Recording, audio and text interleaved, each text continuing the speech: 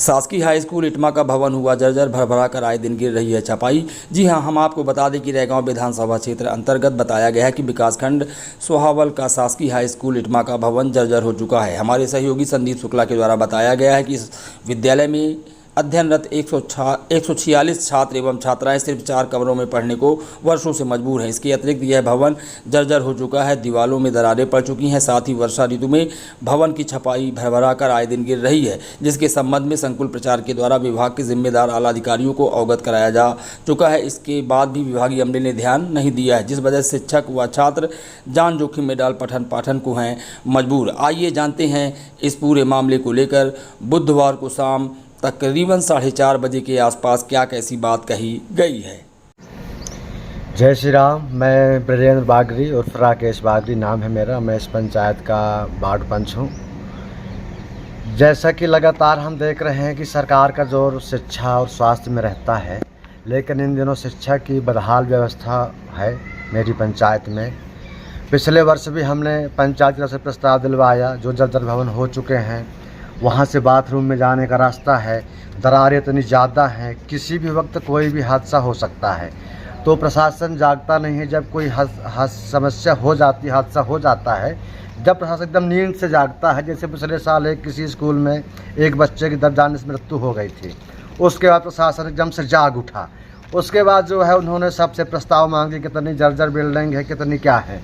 सबके प्रस्ताव पंचायत द्वारा, स्कूल द्वारा सबको दे दिया गया, लेकिन वो सब फिर ठंडे बस्ते में फिर पड़ गई। अब जब तक कोई हादसा नया नहीं होगा, जब तक प्रशासन फिर नहीं जागेगा। काहे के इंतजार कर रहा? हादसे के इंतजार में हादसे का है, एक मृत्यु 2 मृत्यु और हो जाए। आपके हाई स्कूल इटमा में अब वर्तमान में कितने भवन मेरी बच्चों के लिए हैं? शिक्षा व्यवस्था को लेकर के बहुत दयनीय हालत है। कितने बच्चे दर्ज हैं? 145 बच्चे वहाँ अध्ययनरत हैं, जिसमें से केवल 4 कमरे उपलब्ध है बच्चों को बैठने के लिए। शिक्षकों की बाकी कोई भवन बैठने लायक नहीं है, दरारें फटी हुई हैं।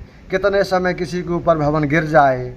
शिक्षकों इसके लिए मांग भी की गई। हमने तृतीय कक्ष की मांग भी किया, जिला पंचायत से किया, जनपद में लिख के दिया, सभी जगह हमने अपनी तरफ से लिख के दिया, लेकिन उसमें कोई अमल नहीं किया गया।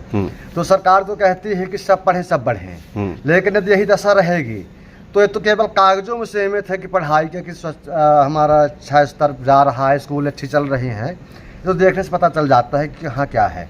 वहाँ 145 बच्चे में प्राथमिक कोई शिक्षक ही नहीं है।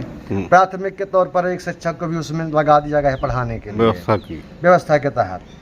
और भी जो विषय हैं, एक तो इसलिए बच्चे सरकारी में पढ़ने कम लोग पढ़ाते हैं, क्योंकि वहाँ मास्टरों की कोई व्यवस्थाएँ हैं ना, पूर्ण रूप से वहाँ मास्टर हैं, तो पढ़ाएंगे क्या? जब शिक्षक नहीं है तो बच्चे पढ़ेंगे क्या? इसलिए वहाँ तो आधे बच्चे स्कूल नहीं आते, आधे तो फिर कटा के नाम प्राइवेट स्कूलों में जाते हैं। तो शिक्षा का स्तर केवल कागजों में शासन सुधार रही है, और धरातल पे जो है तो कुछ है ही नहीं है, जबकि ये बहुत शर्मनाक है। शासन से मेरी ये प्रशासन से अनुरोध है कि कृपा करके निरीक्षण करवा करके जो बिल्डिंग के क्षतिग्रस्त हैं उनको शीघ्र गिरवा दिया जाए, डिसमेंटल करवा दिया जाए। उसके लिए केवल प्रोसेस चलती है। पिछले बार SDM साहब, तहसीलदार साहब, जनपद, जिला कलेक्टर सबको जानकारी दे दिया गया कितनी बिल्डिंगें गिराने योग्य हैं, इनको गिरनी चाहिए। बोले सब में प्रोसेस हो जाएगी, सब गिर जाएंगी, लेकिन गिरी आज तक नहीं। तो जब तक किसी के ऊपर न गिर जाएगा, कोई जनहानि न होगी, जब तक लगता है नहीं गिरेंगी। अब इसका जिम्मेवारी कौन लेता है? आए दिन देखने को ये मिलता है, किसी भी ऑफिस में जाओ तो अधिकारी पल्ला झाड़ने में लगे रहते हैं कि ये हमारा काम नहीं है, उनका है, उनका है, उनका है। तो समझ में नहीं आता कि आखिर काम है किसका, काम करेगा कौन। तो इस प्रेस के माध्यम से मैं अवगत कराना चाहूँगा शासन प्रशासन को कि मेरी पंचायत के यहाँ स्कूल का निरीक्षण करके जो बिल्डिंग गिराने योग्य है उनको गिरा दिया जाए, और बच्चों को समुचित व्यवस्था के लिए उसके लिए फंड जारी किया जाए, जिसमें अतिरिक्त भवन बन सके, तो बच्चे सुचारू रूप से वहाँ अध्ययन करके पढ़ाई कर सकें। यदि कागज़ में पढ़ाना है तो कोई बात ही नहीं है। ऐसी तो वैसे भी न्यूज़ में देखते रहते हैं, कई जगह इतनी स्कूलों में व्यवस्थाएं नहीं हैं। तो शासन इतना सब कुछ तो कर रही है, लेकिन जिसमें जोर देना चाहिए शिक्षा स्वास्थ्य में, उनमें कहीं कुछ दिखाई दे नहीं रहा धरातल पर। ठीक।